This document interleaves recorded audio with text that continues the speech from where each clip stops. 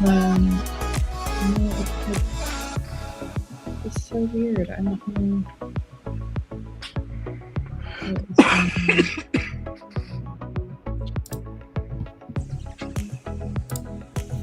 Well, we can hear you okay ourselves. I know, but it's on just regular, and I don't really want it on that because then the weird part is I keep forgetting the AirPods, and then it's not showing up.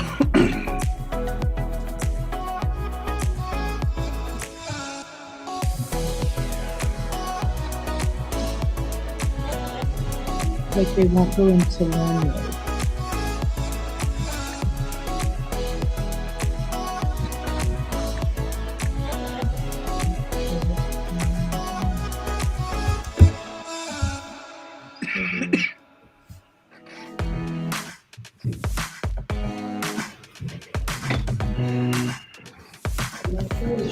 Because my phone's telling me they're fully charged. I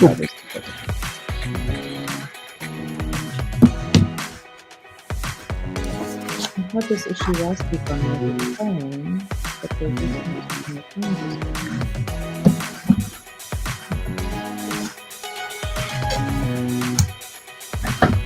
You know how you hold down the button in the back? It doesn't change. Like it just turns the...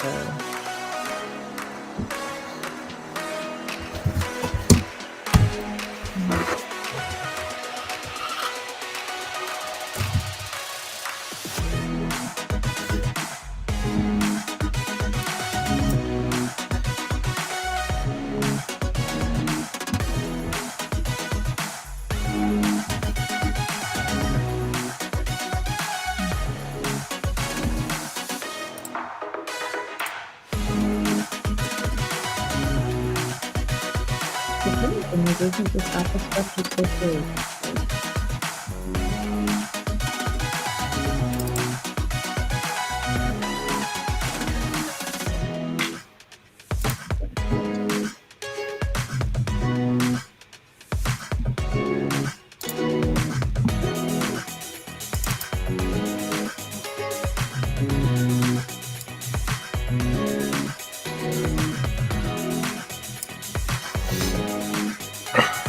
Hey, you guys want to mention the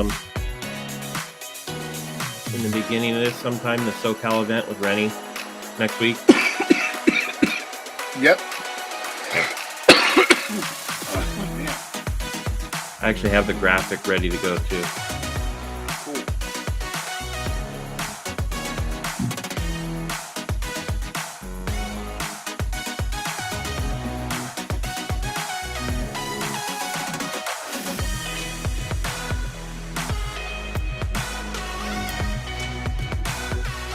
This is the weirdest thing.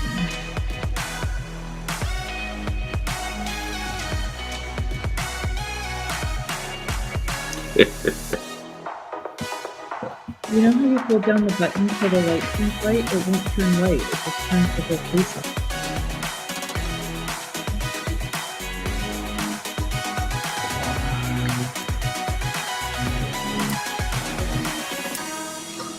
Well, I'll just do it regular till I can get this We're to... on. you are Can you hear on. us, Sid? Yep. Can you see me? Hear me? Yep. We can see you, can hear you. Cool. Good morning, everybody. We'll take these out because these aren't going to do me any good. Good morning, everybody. All right. We've got a good amount of people on already. That's good. That's good. How was your weekend, Kyle? It was nice. It was a nice, relaxing weekend. Just getting stuff done and hanging out with the family, riding bikes, and we went on a bike ride yesterday afternoon. Right as the sun went down, and I know you're in Idaho where it's freezing cold, but for us, I was like, "Oh crap! I should have brought a beanie and a hoodie," and it got cold really quick. So we had to get that. Yeah, it's been freezing here, but yesterday it was like 49 degrees and we have these crazy winds. So it's a little bit too cold. If you notice, I'm inside my house. I'm not in my shop today. It's just gotten too cold. Like I can't get, I'd have to get up at like 4:30 and turn my shop heater on. So I decided to do it in the comfort of my home today. However, we have crazy winds. So if you hear banging around, there's a lot of banging outside from the wind. So I think it's cool. You got your Christmas tree in the background. yeah, and we I got are my in December now. My little PNS stocking hanging back there on the window. So funny. That's cool. I haven't gotten my tree up yet, my inspiration tree, but I actually need to get, last year I had a white, like stick tree from Hobby Lobby, and I actually need to get like a half size real Christmas tree now too, because the string is so heavy. Abraham, You're filling it winds this weekend. That is crazy. Filling it full of ceramic coating bottles. Yeah. So I got to make a string of all of this year's bottles. I have a lot more than last year. So now my light string is too long. But yeah, it was a good weekend. I think I almost finished up Christmas shopping. I'm just about done.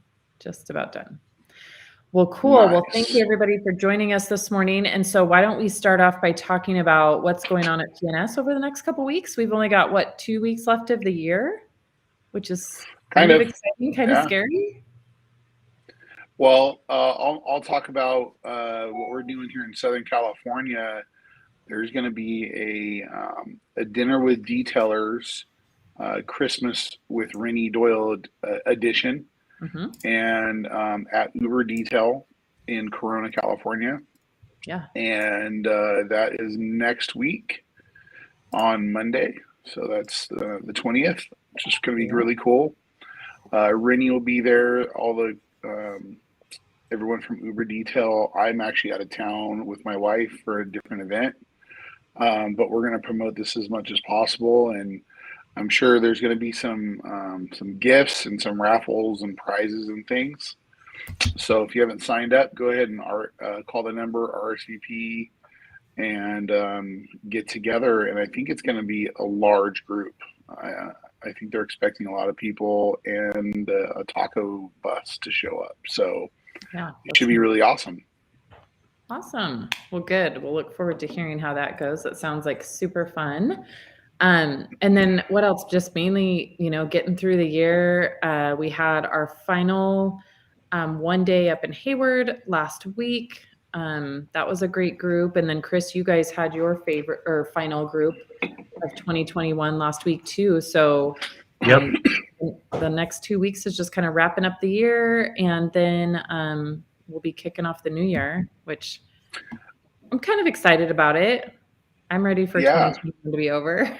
Now, Chris, I believe you said that the dates for coding classes and detailing classes in Hayward are now up, right?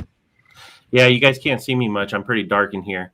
But yeah, all the dates are up. And actually what's really cool is Ian and I worked on getting everything up on the PNS website. So if people go to the PNS website, they will see up at the top, there's a training button, and just click it and you'll see both the coding and the detailing classes.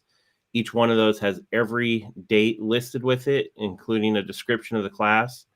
And you could literally add it to your cart and check out right there and make it happen. Cool. So there you go. Cool. Well, it looks like we got a lot of questions rolling in already. And so why don't we talk about our details, that are highlight details, and then get into these questions. Yeah. So I'll let you start. Okay. So, I think that one of the things that I've definitely noticed the shift in my business the last couple of weeks is just making sure, kind of winter detailing. I still stay super busy during the winter. I think we've talked about this before. I just really emphasize with my customers about that it's not about being pretty, it's about being protected. And so, I'm still just slammed with details, but I notice that because of the winter conditions, I have to change a few things. So kind of wanted to talk about that and highlight just a couple products, and I'll be fast. So now we've got, we've started to have a couple snowfalls. They've been light so far, but there's definitely been a couple snowfalls. When that happens, we tend to get like that dirty snow dirt, snow melt, things like that. So there's always kind of an adjustment that needs to happen on how I deal with those. And then just in the protectant. So one vehicle that comes to mind was last week. And you guys, some of you may have seen it on my social media, but I did an orange Jeep Rubicon. And it was actually like, this gentleman uses it for rock crawling. Like he actually uses it like a Jeep should be used. And I only say that because I never did use my Jeep like it should be used. So when I talk to him ahead of time, and I'm in my shop in my home, right? So it's a little bit different than being in a big production shop. So I'm always having to ask my customers about what the condition of their underside is ahead of time. This is probably important more so for home detailers or even maybe mobile too, because you might be working at their home. And so for me during the winter, it never hurts to have them, run it through a car wash if they're doing these kinds of activities off-road. Basically, I needed him to flush out the underneath side of his Jeep because he had just gotten back from the Rubicon, lots of dirt and mud, and I can't have that in my area because then it literally right now, everything that touches my driveway freezes immediately. So if I rinsed one car in my driveway, it's going to turn to an ice skating rink and it's going to stay like that till March. So, that's been one thing I've had to adjust is having people pre-rinse the underneath side of their car if they do a lot of off-road or dirty. This will also come up when they have a lot of snow dirt and things like that packed up underneath the inside. And then what we did is I went through and sprayed the underneath side of his Jeep with a protectant. And this will help when it gets dirty again, it will help it just rinse off. So same as all the rest of the car, when those materials under there are not dried out and, absorbing and holding onto dirt and things like that, if we can get them really clean and get them protected, whether it's with bead maker or, a sealant of a different type or a protectant, whatever your choice is, it's easier to clean next time. So I used Odyssey for that, which Odyssey is quickly becoming my most used dressing. So I really, really enjoy Odyssey. It's very easy to spray on. I use an air gun sprayer. And so I was able to just kind of coat the whole underneath side of that Jeep, all the huge tires. I think it had 35-inch tires on it. It was ginormous. So, I really focus on right now, I'm really focusing on the exterior protection. So lots of bead maker on the windows, even the side windows, that's going to help with, snow and ice buildup and things like that. And then getting all the plastics protected because they do not hold up to snow melt and all that dirty stuff and freezing temperatures. And then, like I said, underneath. So that's kind of been, a shift for me where generally I focus so much on the inside. I've, definitely noticed that I've had to focus on making sure that all of the outside is completely protected from the winter elements. So nice. Yeah. Oh, and so what, did you use a lot of, I think you told me you use a lot of no rub on that? Yeah, I did. Yeah. So what I do, no rub I love because it's kind of a quick shot, right? So with no rub, I went around to all the really small, intricate areas, little parts that you can't see. And I kind of pre-sprayed all those little areas, in the door handles, in the cowling, things like that, the grill, parts where you don't really want to be focusing like spraying Odyssey. So I kind of went through and pre-sprayed everything with no rub, which is awesome. And then went around, but that way I got all those little tiny cracks and crevices and nothing stood out dirty. And I mean, everything obviously, because he had been in the Rubicon, was just really dry, which just sucks all the moisture out. So that was kind of my focus, was just put all the moisture back in so that it was completely protected for the winter. So yeah, nice. Lots of no rub. I think I used an entire can of no rub inside and out. Nice. So, yeah. Well, what I wanted to talk about, it's been a few weeks since I've done a significant detail. I've done a lot of maintenance stuff. I've done a lot of stuff on dealership, brand new RVs being shipped. Now that Some of the manufacturers are finally getting some of their vehicles out, and I've been doing a ton of airplanes.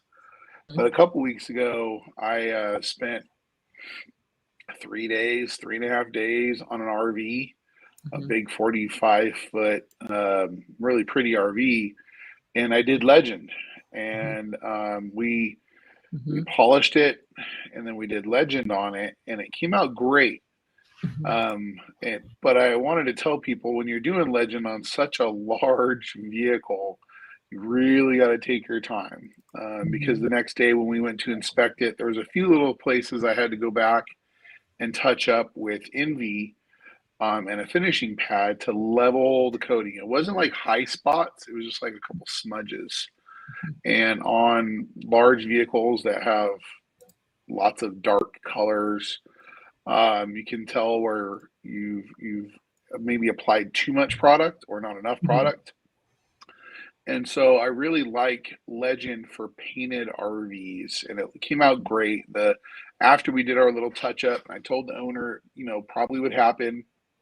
It just looks awesome, and I was happy with the results. I was a little frustrated, as a detailer, finding a smudge, but just a few areas we just had to just buzz over.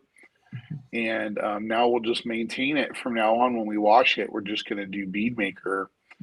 I really like doing Legend on full painted RVs, but I really like doing Inspiration on the fiberglass RVs. I've done it to my own, and it works so well. I have Legend on mine also, but I really liked putting multiple layers of Inspiration on versus the Legend on the side of my RV. It kind of did the same little blotchiness. And so I had to, buzz it with Envy. It's kind of the key. If you ever have a problem, Envy will level it.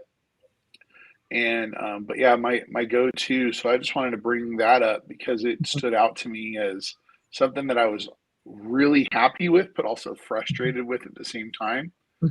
And how hydrophobic it is now and how glossy it is. I can send Chris a picture, but it was just super nice. And I don't have any pictures, unfortunately. I told you when I was doing it, I was inside of a guy's warehouse that we're not allowed to take pictures in because of the business he's in, which was a bummer.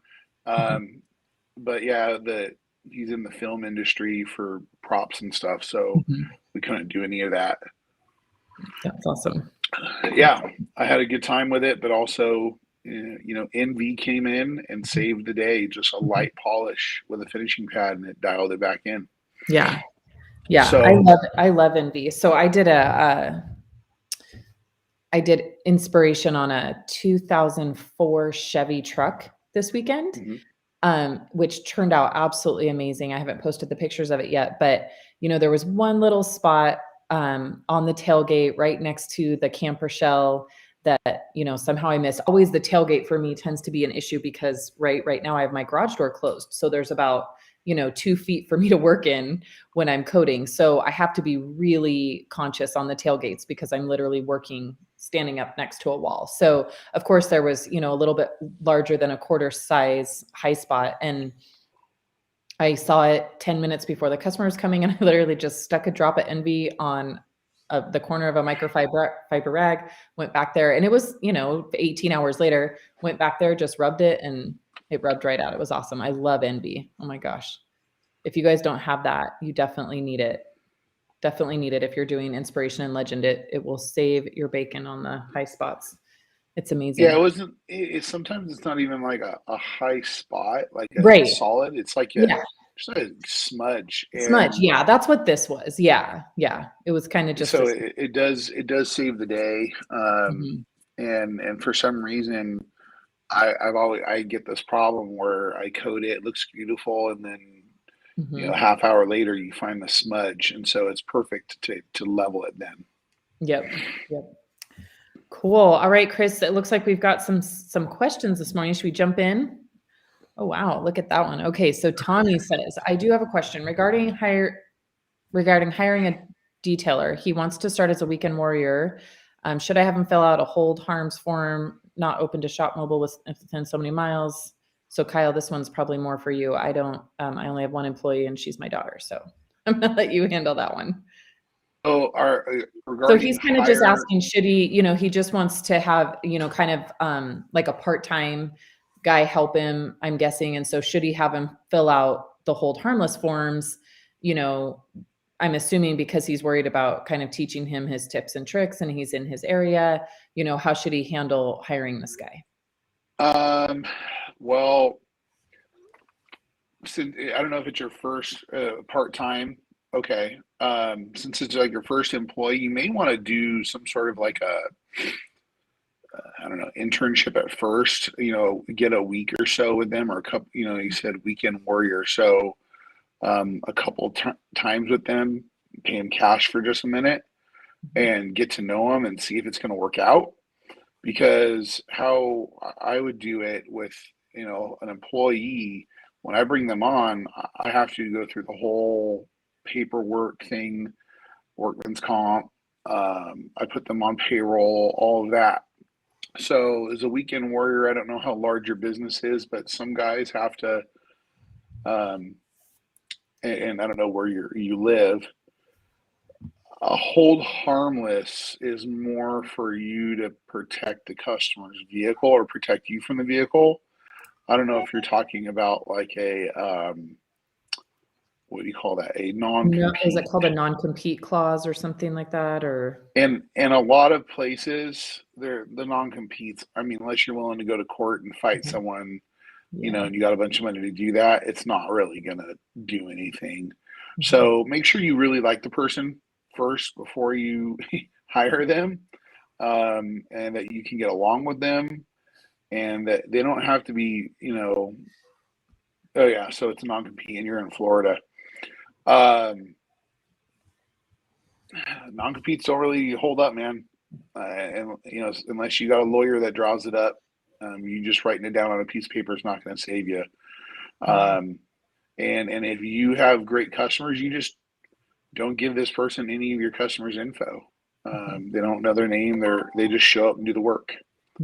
And keep that confidential for you, and you deal with the customer directly. The only thing they're going to know about, and if you're mobile, is the address. So you should really make sure you're good with this guy. If you don't trust that person touching your customer's car, then you shouldn't trust them working for you, or that they're not going to steal it from you. Yeah, there's a lot to it. This kind of stuff is covered, and there's many detailing in business training classes out there all over. We have our detailing success that we're affiliated with, and there's also other programs in the industry that can be a resource for this. But this is kind of a trial and error thing. You're going to have to figure this out if you're not willing to throw some money at it. Yeah. Yep. And I agree with Christian. I read this. He's basically just saying, he's going to be doing light work for you. He's not going to get any business. He's not going to steal your business. So, just kind of keep his training basic. This is the part I totally agree with. Keep his training with you basic. Have him doing the basic jobs. Don't teach him any of your marketing or your upselling, just let him do kind of the basic work. Obviously, if your relationship evolves, then you can move forward from there. But since he is just going to be helping you out on the weekends and stuff, I mean, you're not going to have time to teach him, the real intricate parts of detailing anyway. So I think you'll be fine. And like Kyle says, to hold those non-competes up in court, it would cost you, it's not going to be worth your time. So just keep it basic and keep communication open and don't give it to customers, and you're going to be fine. You got to be, I mean, it's your business, it's your baby, right? And the person is not family. So you got to be able to trust people, but also understand you can't trust people. Right. And so for interiors, door jambs, windows, vacuuming, pet hair removal, engine, the light stuff, you get to feel them out first. You get to see who they are, their work ethic, And if they have any aspirations, it's always good to hire someone that doesn't want to detail. I have employees that have no desire to detail in the future. Yeah. I know that a couple of my guys are going to move on in a few years, and I'm okay with that. But I have an employee that has no desire to own his own business. He just wants to show up for work, make money, and go home. So Sydney knows who that is. We've talked about it a few times. But so yeah, you don't want some, if they want their own detailing business and they want to grow their own thing. And I wouldn't say be careful, but just understand that they're going to move past you one day, or they're going to start their own thing, and then you should be concerned about that. Yeah. But yep, you'll be fine. You'll be fine. What is this VOH FYI? They're like YouTube trolls. I think they're trolls. Okay. Don't worry. Thanks, troll. Those are the easy ones. We've had some before that have been I know. The Nazi flag waving type. Yeah. Oh, that's too funny. Yeah, Tommy, you'll be good. Just don't let them have access. So if you use like software like Urable or something, just don't maybe give them access to your client information. You'll be fine. Exactly. My employees, one of them has access to edit, but he's not an admin. The other one's just a tech. So they can only check in and they can see the schedule, but they cannot see the person's, information past their name. So yeah, just careful with it. Yep. All right, Scott Macha. Good morning, Scott. I would like to say, since we have Scott on here, great job this weekend. So for those who don't know, Scott organizes a program called Operation Slay Shine. Happened at several locations across the United States this weekend, and absolutely awesome. And Kyle, maybe you can talk more about the program, but it's just super cool. He brings together detailers. They detail a car for a current or past service member, correct? Yep. Yeah. And to clean up for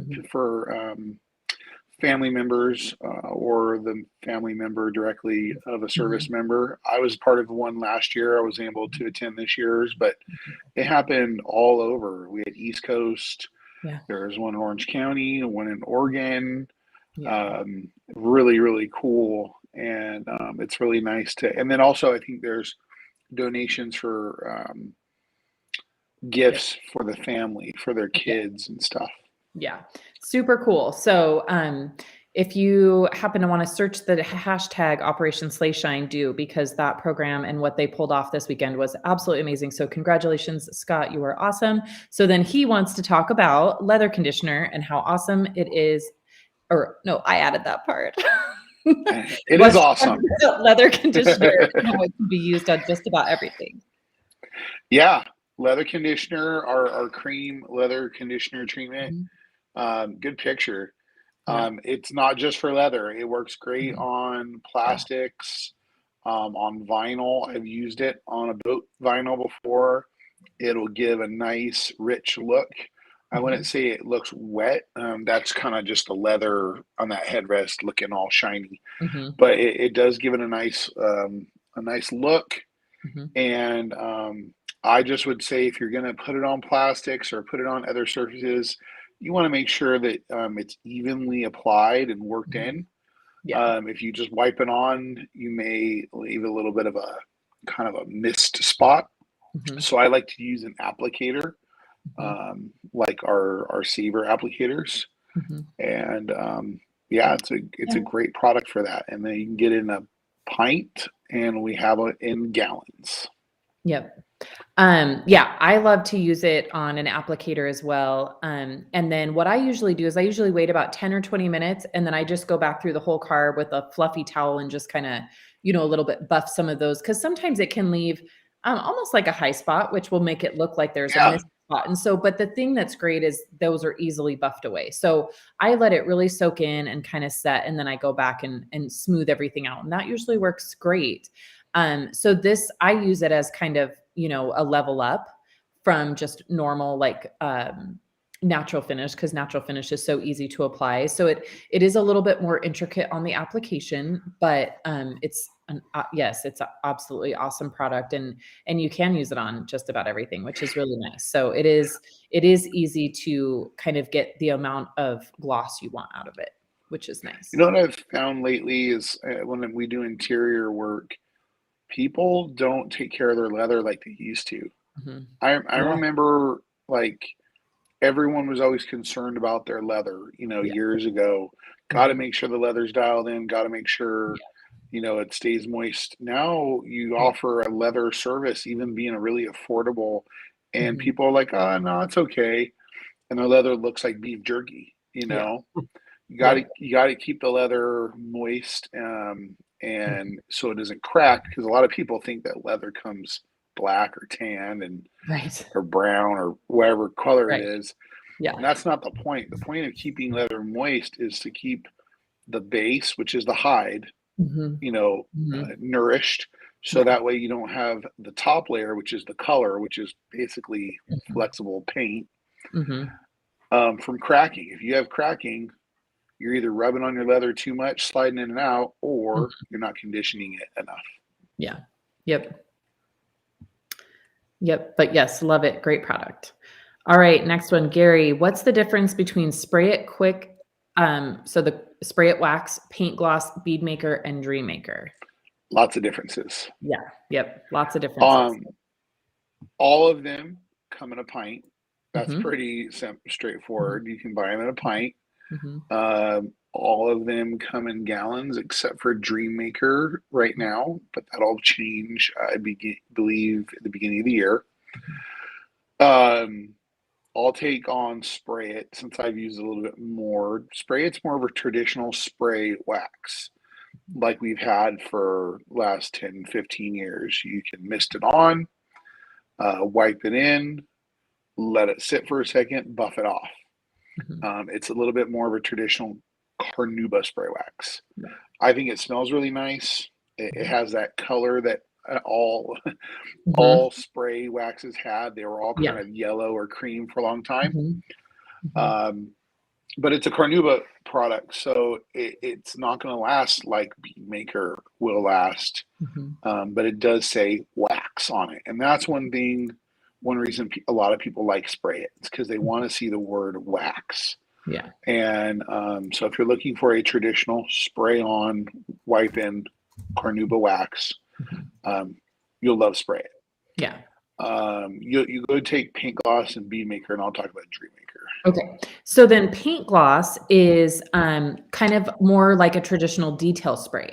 So Paint Gloss has the ability it has a little bit of waterless wash, possibility in it. So you can use it for things like dirty door jams. You can use it on a lightly dusty car. So it's great for taking to car shows, or, cleaning up your own car if you don't have a ton of dirt and you just want to kind of get that layer of dust off. So it does have some of that protection of using it as a waterless wash, quick detailer. You can use it. I use it probably the most for kind of cleaning up after I've washed a car. So, if something drips or streaks or something like that, you can use it as a kind of like a final wipe. It's also a great clay lube.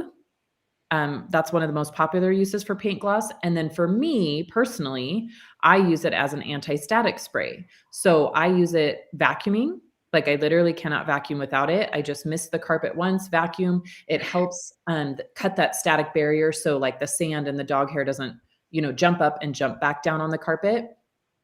And then also on the paint, I will use it over Bead Maker so that it cuts that static barrier if I need to release the car before the curing time. So Paint Gloss is just super versatile in that way, but it's just a nice one to have as kind of that all around. Paint Gloss for me is kind of my Swiss Army knife. And then, but it has no real protection per se in it. So you're not going to use that as, expecting any kind of protection out of that. And then Bead Maker is a true paint sealant. So unlike Spray It, which is a wax, Bead Maker's the new technology, which is a true paint sealant. So it is going to give you protection, and that level is going to vary on a lot of different things. what the original structure of or surface is of the car, what, condition it's in and all that kind of stuff, how it's been washed, if it's been clayed, all that good stuff. So Bead Maker can be used as a standalone sealant on bare paint. It can be used on chrome, glass, pretty much all surfaces of the vehicle, with the exception of maybe like tires. It's not going to do a lot for you on tires. And then it also is an awesome ceramic topper. Or maintenance spray, they'll call it. And it works with most ceramic coating brands. There's a couple that I found that it's not fantastic with, but most out there, it's going to work just fine. This is there's a little bit more of a process in applying it. It's not just a spray and wipe and walk away. You want to make sure, because it is a sealant, it is going to cure. You want to make sure that you get it completely wiped in and completely buffed off the paint. It's going to give amazing hydrophobics in comparison to the spray it, where you're not going to get that much water behavior reaction. And so you're going to get the hydrophobics, and it's also going to give a really nice kind of pop to the paint. And it also works great as a quick protection with a clay mitt. You can use a clay mitt or a clay towel, mist it, clay it while the vehicle is still wet. Yeah, I do that every single day. And you can either dry it or you can rinse it off. Yeah. Depending on how dirty the clay process gets, you could rinse it off and then dry it, and it's going to leave behind protection. Yeah. So Bead Maker, the name Bead Maker, the picture that's on the bottle is one of the first pictures ever taken of the product beading. And the beads are very round, very tight, which is very, we'll say, it indicates more of a sealant or a coating. It's very round, where wax is, the water behavior, the droplets that are on top of the surface are more domed and flat, not so round. Which means it doesn't roll off the surface. The substrate isn't like tight. Yeah. So it fills in those pores really well. But I like using Bead Maker, and that kind of led us to Dream Maker. And this was kind of a desire from our friends at the rag company to fill a void that they were seeing, because they have a lot of enthusiasts, and we didn't realize at the time how many enthusiasts we had that were wiping down cars with Bead Maker multiple times a week. And we wanted to develop a product that would give gloss, and for those people that just want to wipe down their car and the vehicle's clean already, but just provide gloss. And that's where Dream Maker comes in. It's to amplify, gloss the vehicle for a show.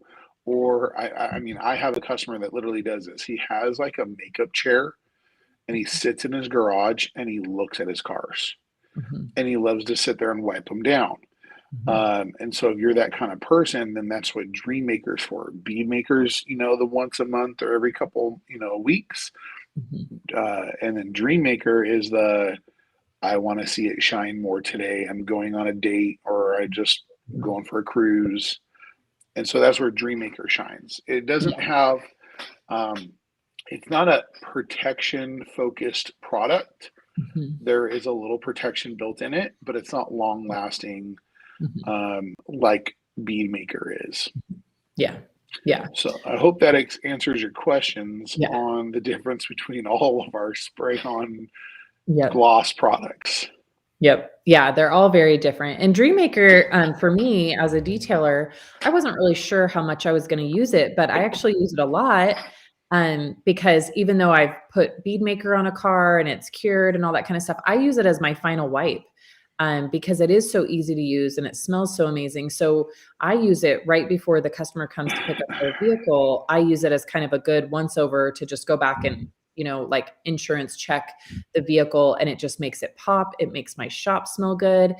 And then also Dream Maker, a little bit like paint gloss, it does have anti-static properties as well. So that's what also makes it as a nice kind of final wipe, is you kind of get that same cutting any static that has built up in the air. I know even just from us walking on our floors, we're creating static in the room. So it's nice to, it's a nice final wipe down too, even for detailers when you're not necessarily using it for all the intended purposes of Dreammaker, but it's a great final wipe, makes the car look amazing, and cuts the static barrier. So Dreammaker's awesome.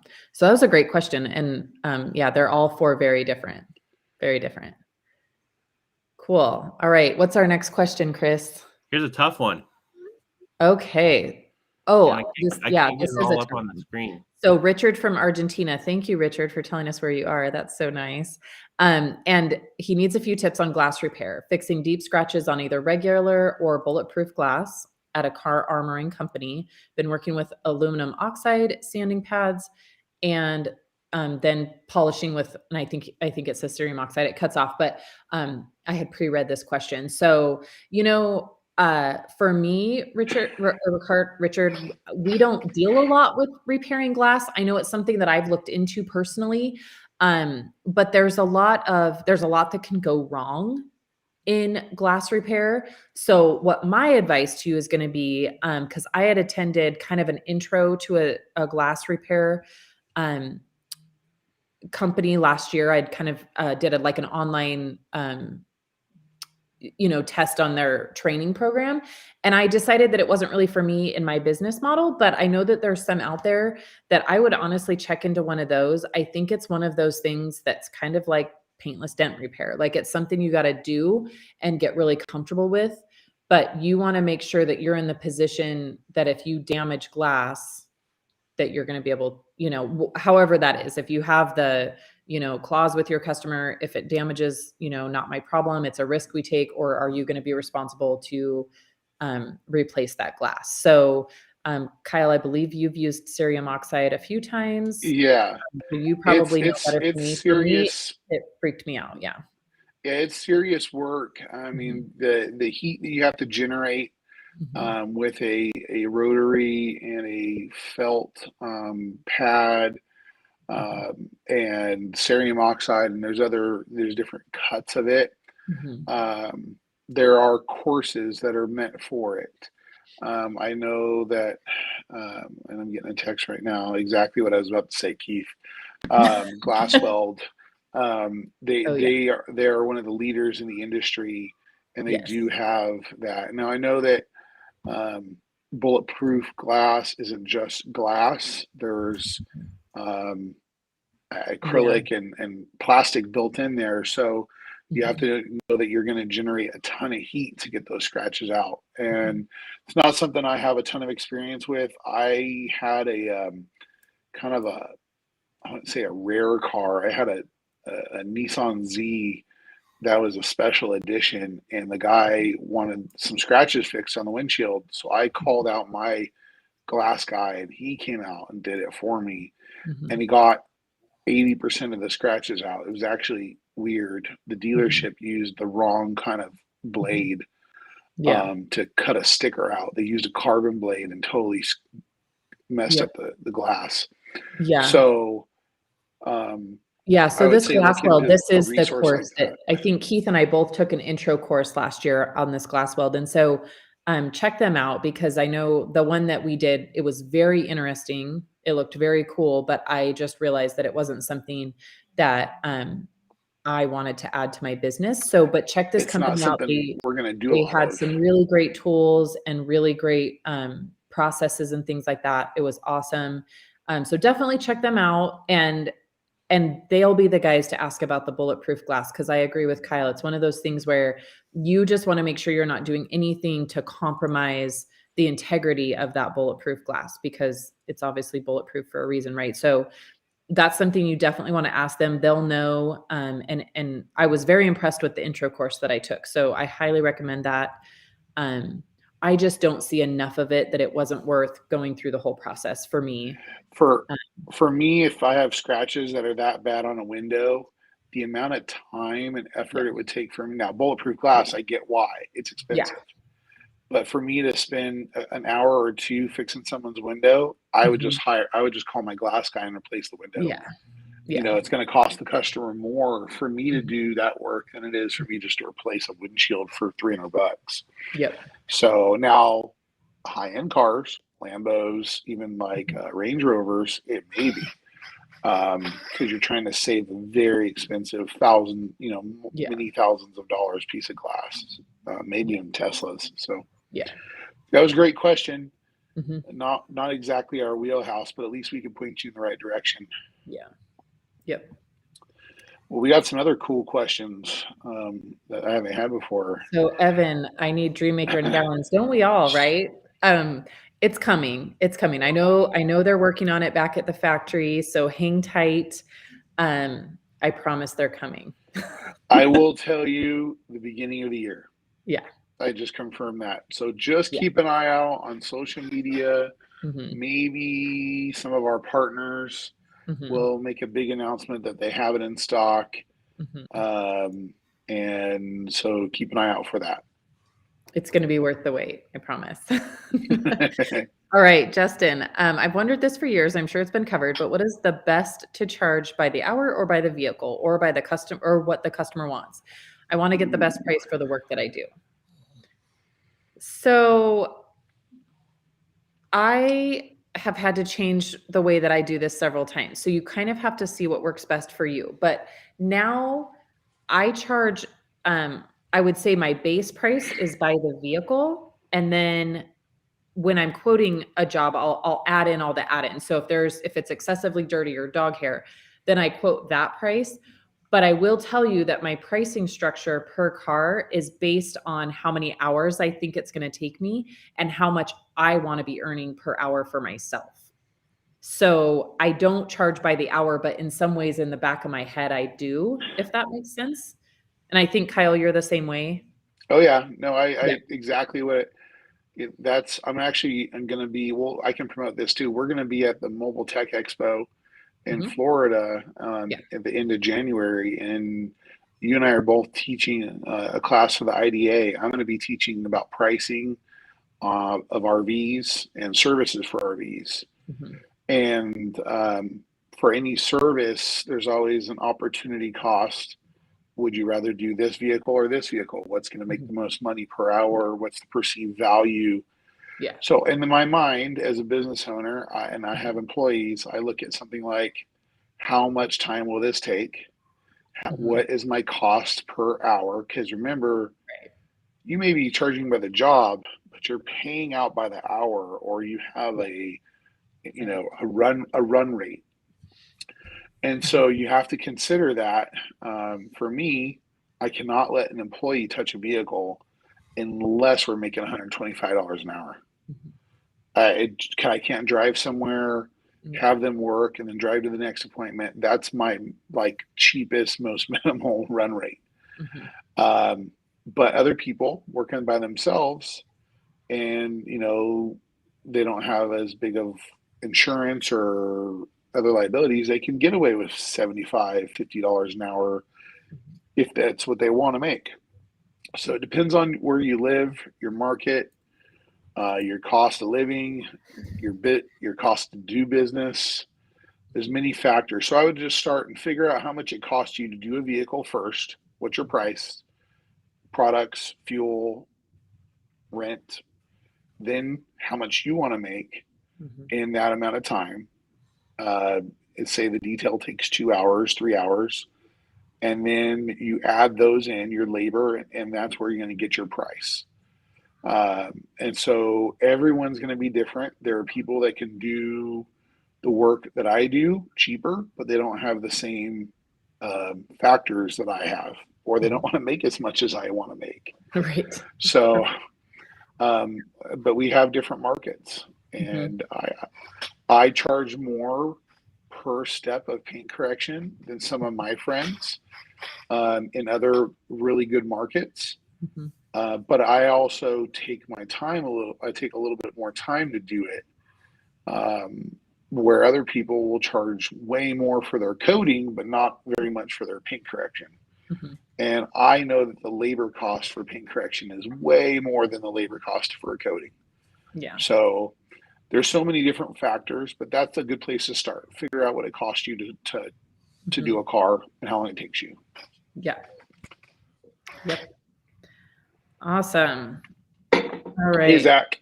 Good morning, Zach. Thanks for joining us. I can't wait to hear when Zach's going to make his move. All right. So Feline Auto is here. Morning. Can you talk about undressed tire prep? I could talk about undressed all day long. What's in it? And do you use it in place of brake buster to clean the tire or in addition to? So this is a great question, and this comes up a lot. So undressed is a true tire stripper, if you will. So it is, and Kyle's gonna have to tell you what it's made out of. I don't pay attention to the ingredients at all. But I use it mainly in two cases. So one, if the tire is really browning, has a lot of old buildup on it, and it's just really, really dirty. So generally speaking, if it's the first time I've seen a vehicle, it's getting the undressed. The other time is always when I'm coating. So, and my schedule is about 50-50. So, I use it every time I'm coating a car, because when I'm coating a car, I'm literally doing a complete reset of the car, right? So I'm chemical decontamination, mechanical decontamination. I'm resetting the tires, literally resetting everything. So because that is just going to give me the best end result. So I use it, it's stripping off all the old dressings, which has a major factor in how well the new tire dressing is going to bond with the tire. So that's going to add to the better finish, the better bond, longevity, all that kind of stuff.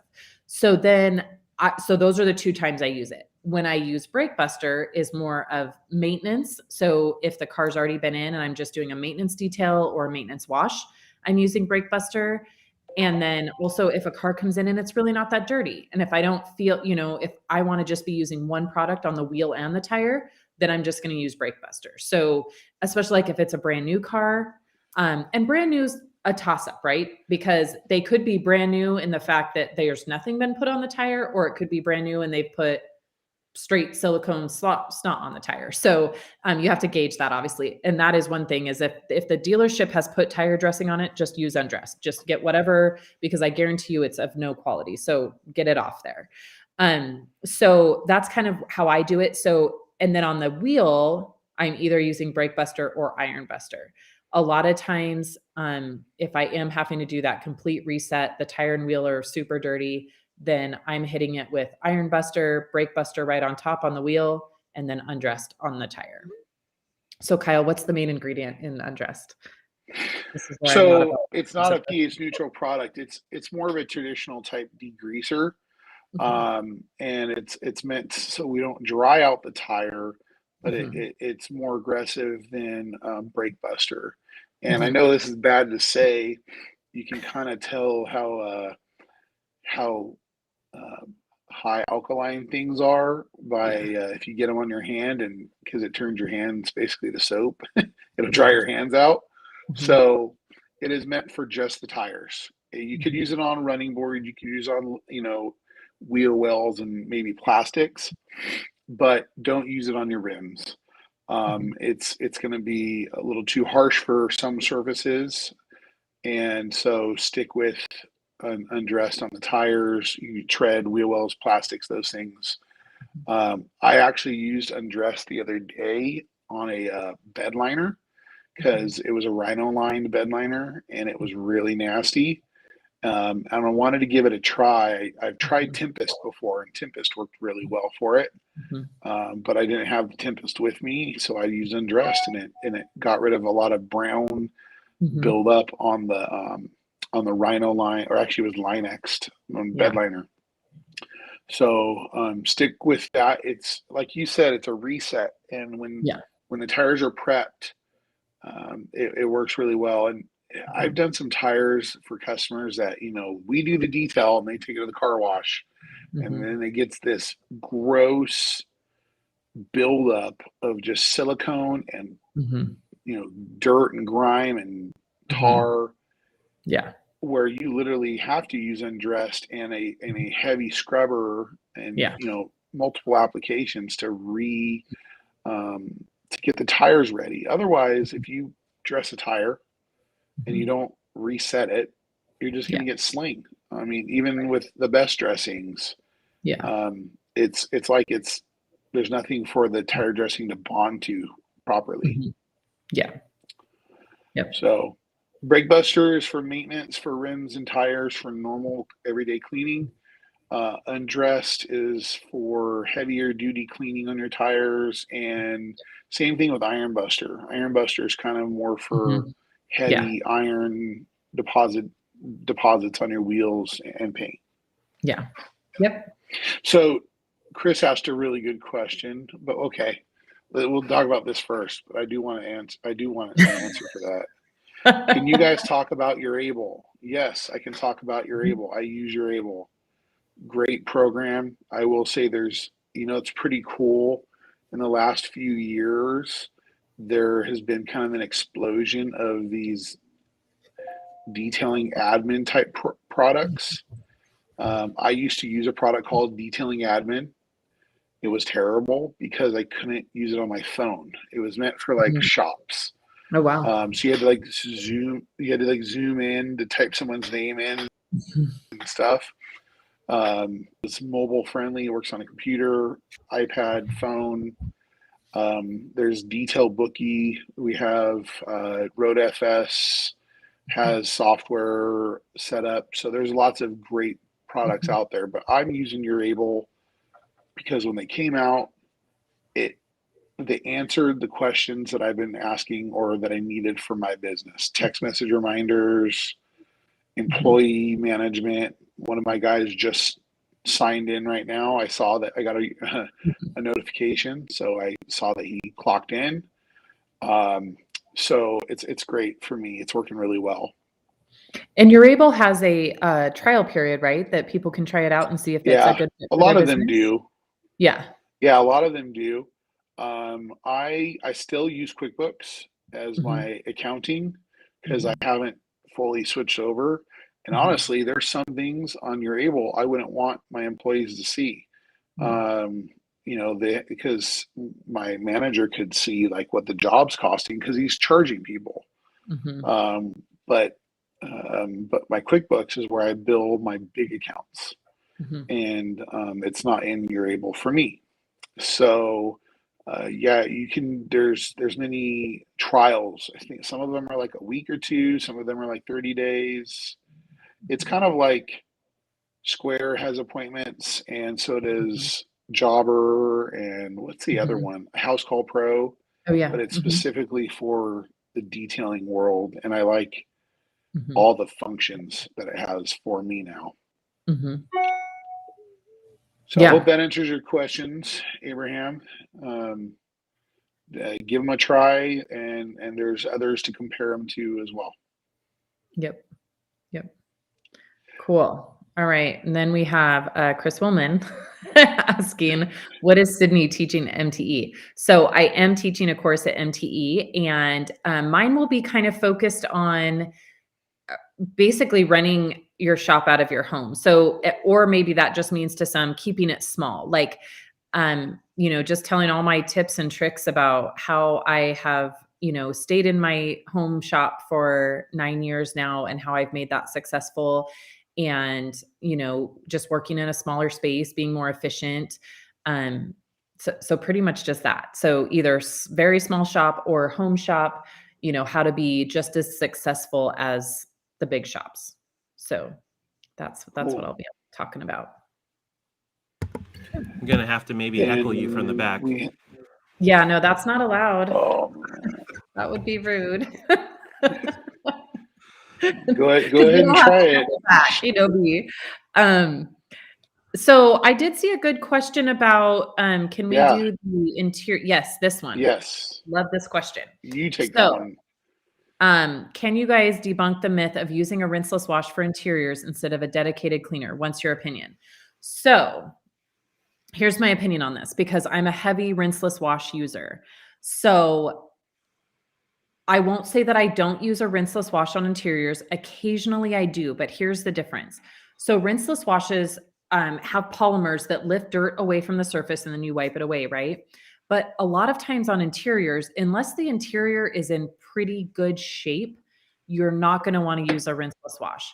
And the reason being is, in a dedicated cleaner like Express or Enviroclean, that has surfactants in it, which are going to help break up the dirt, and you're going to use that, to scrub and get that dirt out of those plastic and leather and things like that. And on the interiors, if they're dirty, which most are, that's why the vehicle's coming to see you, you do need those surfactants and the all-purpose cleaner ability. So not saying you can't use a rinseless wash, you absolutely can, but I use that on very maintenance vehicles, like literally where I would open it and say, what am I even going to do here? Then I will often, and an old habit is to mix rinseless wash, have a bucket with rinseless wash, and then I'll add my protectant to it and do like a one step.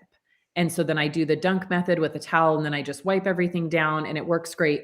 But these are on already clean interiors. So if you've got food spilled and dog drool and, sand and dirt and coffee spilled, you need to be using a dedicated interior cleaner, in my opinion. You need those surfactants. You need the lubrication and just the soap to get it all,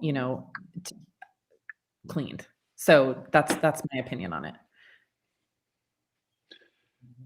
You do this way more than I ever have. So you're the expert, and I know where this comes from. So yeah. Now I also use, I guess I should mention, I also use rinseless wash in my extractor and in my steamer. So I guess you could say I still use more rinseless wash on the interiors as well, but I'm actually using it to rinse away the Express or the Enviroclean. So, and then on the carpets in the extractor, I'll use it as basically my rinse aid, because my extractor, I'm not using it in the typical way that you see, some of these TikTok and YouTube videos absolutely frighten me, where people are just soaking interiors with the extractor. And I don't do that. I use the 3-part carpet system, and then I use rinseless in my extractor as a very light rinse mist, and then I suck everything out, but I'm not really getting the interior wet per se. So I do use rinseless wash in my extractor and in my steamer as well. But on the hard surfaces, I'm still 95% of the time using a dedicated interior cleaner. Hold on. So you're not the person in those videos with the power washer inside the car No. going to town? No, Dang. I'm not about the extra water inside. No. You know me, I'm not a big water user. Those people that go to the Queen car wash and foam can in the interior of their car. Yeah. Oh, yeah. Those are great videos to laugh about, but man, that is scary stuff. Yeah. I do use a power washer to do door jams though. Yeah. I do like rinsing out the jams. The paint area. Yeah. I totally use a pressure washer on the door jams and, the lower, especially the side steps and things like that and all of that. But I don't. Or the rockers with where the dirt gets in there. Yep. Yeah. Yep. But great question. Because I have seen a lot of people that just use rinseless wash as their only interior. And if you only have cleanish cars, great. But I like a good dedicated interior cleaner. Yeah. Even if it's just using carpet bomber, it's good. Yeah. Yep. Scott, waterless wash, please talk about. So, this is always a good question because there's a lot of confusion between a waterless wash and a rinseless wash, right? And sometimes they can be one and the same. So waterless wash typically is a product like Epic or Paint Gloss. So waterless wash means that you are spraying it out of a bottle and wiping it with a towel generally. And so those we use, Epic is my favorite waterless wash. It's awesome. So I will use Epic, especially like we just talked about in door jams. If they're not dirty and I'm not having to pressure wash them, I use a waterless wash in door jams. I use it to clean the gas tank area. That's always great. A waterless wash is also great as a pre-spray to a rinseless wash. So I do that every day too, especially now with all of the road grime that's on the lower parts of all the cars being wintertime. And so it's a great pre-spray. It's a great option if you live in an apartment or somewhere where you have very little access to water. So waterless wash is great. And then if we're talking rinseless wash, that is where you put a chemical called a rinseless wash into a bucket and you do your wash in the traditional way, just without pre-rinsing or post-rinsing. A lot of rinseless washes on the market, there's a dilution schedule on the back, which will tell you what dilution you'd use it as a rinseless, what dilution you'd use it as a waterless, and what dilution you'd use it as like a clay lube or whatnot. So they're usually pretty versatile products that can be used for a lot of different things. But I know for me, waterless wash, so mainly the Epic, I carry in all of my cars. It's kind of my emergency kit because you can solve a lot of problems with a waterless wash. If a bird poops on your car and you're out and about, or if you've taken a trip and you want to get some of the bugs knocked off so they're not sitting on the front. And then obviously pre-spray for either rinseless or a traditional bucket wash. It's always nice to have those, that technology of the lift and wipe that helps with that, with even the traditional washes, just to kind of start breaking.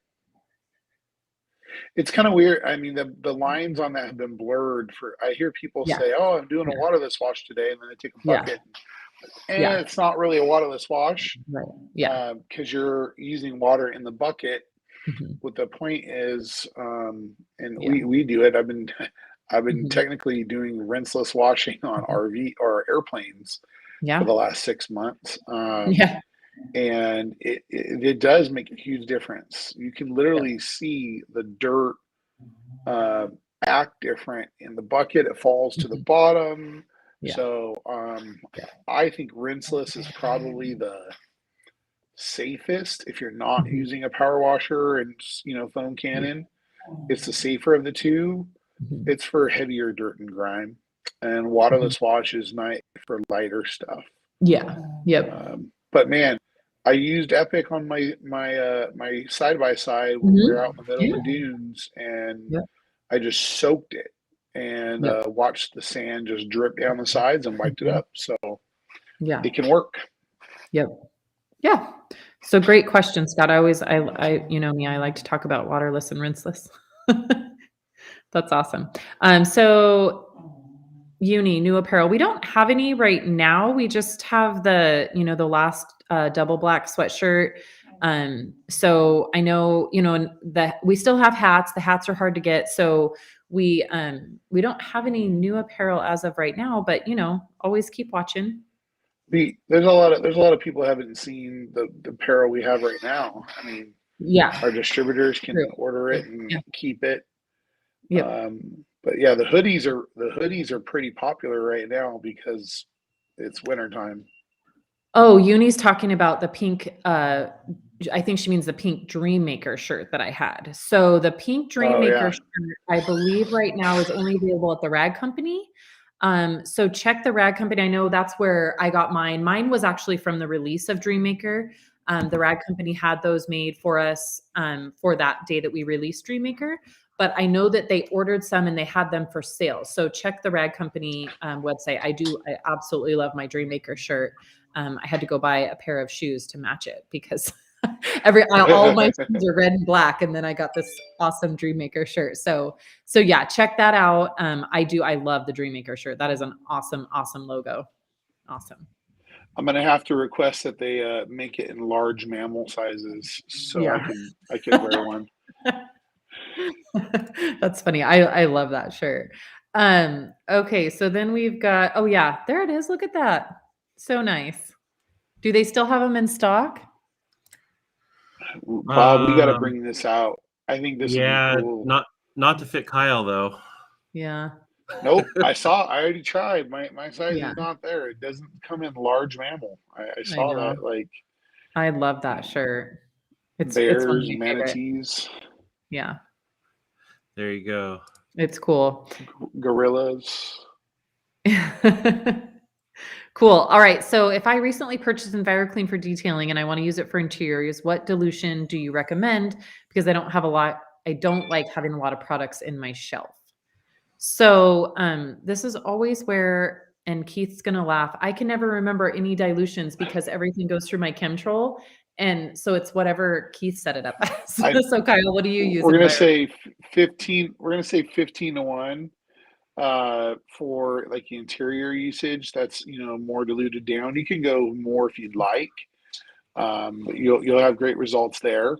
Mm-hmm. What I'd say, if you want to just use one product for many different surfaces, get a few of our compliant bottles and do your different dilutions in those. So you have, your 15-to-1, you have your 4-to-1 for more exterior and heavy grime. Yeah. You could use maybe like a 30-to-1 for like some spots, light. Yep, there you go. Keep 10-to-1, 15-to-1 for grease. So there's many options with it. That's what's so great about Enviroclean. Yeah. Yep. And then, the next question, which was kind of a follow-up to that, was what are your dilution ratios? Well, we answered the Enviroclean, and then do you go to Tempest also? And what's the dilution for Tempest? So I tend to use Enviroclean on not crazy dirty surfaces on the exterior, and then I use it on dirty interiors. Tempest, I use for everything dirty outside. I am a huge fan of Tempest. I absolutely love Tempest. So I use Tempest all the time on the rubber floor mats, WeatherTechs, things like that. I like Tempest on the engines, but if you have kind of a sensitive engine, you can use Enviroclean. Works great on engines as well. But Tempest for me is it's a really powerful degreaser that doesn't hurt anything. I love that it doesn't suck any moisture out of anything. It doesn't brown anything. So love it on the floor mats. I use it a lot on rocker panels, the underside, all fender wells. I use Tempest. So I'm a huge Tempest fan. And again, Keith, you're gonna have to tell me what I use Tempest at because I don't know.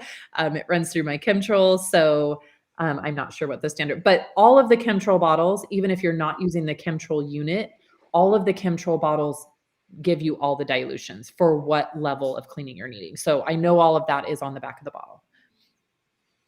Yep, you just got to do the math. 32-ounce bottle, how much water?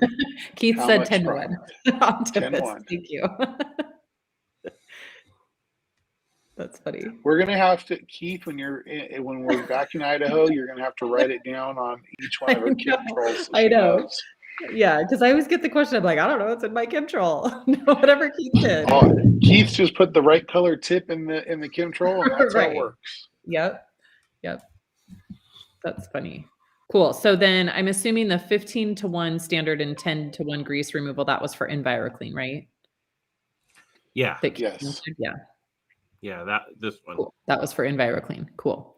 So yeah, all the bottles have all the dilutions on them. And that is what is so cool about those products is they literally can be diluted at such different ratios for different jobs, which it just makes them so versatile for so many things, especially Enviroclean, right? I mean, Enviroclean is just awesome.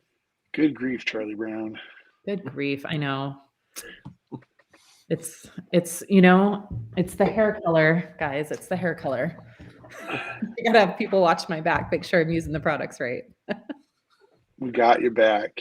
You like my question the other day when the guy at the dealer said that the girl didn't put your drain plug in tight enough, and I was like, was she blonde or brunette? I know, right?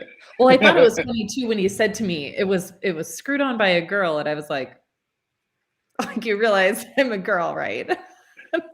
It was some people. You're like, no. Because you would have did it properly. Yeah. It's so funny. So funny. All right. Well, is that all the questions? I know my customer is going to be here any minute. That's it for right now. Cool. Yep. Well, thank you, everybody. So we only have one more episode of Bead Maker and Coffee before the end of the year. It will be on Monday, December 27th, which is my birthday. I won't tell you how old I'm going to be, but it is my birthday. So that'll be fun to get up super early. So one more before the end of the year. So we will see you guys. It'll be right after Christmas. So since we won't get to talk to you all before, have an awesome holiday season with everybody's family and hope everybody stays safe and warm. And thanks for joining us. And we will see you guys in 2 weeks. Have a Merry Christmas, everybody. Yep.